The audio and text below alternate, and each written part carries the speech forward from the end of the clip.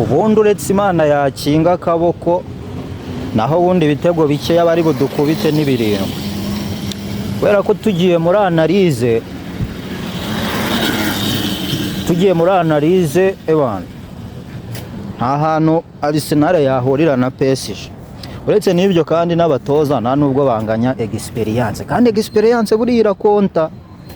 Ka Enrique kari akagegera gafite experience nyinshi cyane, katwaye amashampiyona ngira ngo katwaye ya Barcelona niba ari za 2010 na kangahe, gatwara ejo bundi ya PSG n'ubundi za 2025. ariko nka Arteta nta shampiyona n'imwe aratwara nk'umutoza.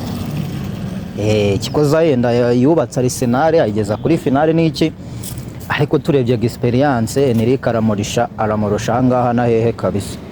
Ikindi kandi buriya sinzi niba mujya mubibona, Arteta arapanika. Arteta arapanika kabisa, ufite akantu ka panike, kandi buriya umutoza arakonta kugira ngo ikipe nyine igere mu kibuga ifite kiribure.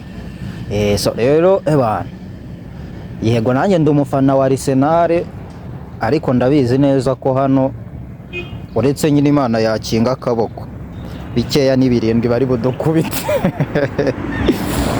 Bikeya n'ibirindwi ebana, kubera ko noneho buriya nka PSG uburyo yubatse, abakoca bayo, abayobozi bayo ni abantu nyine bafite experience mu mikino minini ya danje, nyine mu mikino ikomeye ebana, bashoboye kujera bakamenya iminota, bakamenya ama possession n'ibiki ebana, ku buryo nyine ugereranyije muri ino match nubwo nyine ari derby, nubwo abafana ba Arsenal twisiza amarange n'iki turi nk'abareyo, baraturusha pe, baraturusha. Unarebye n'agapira bateye muri ino shampiyona nta hantu twahurira.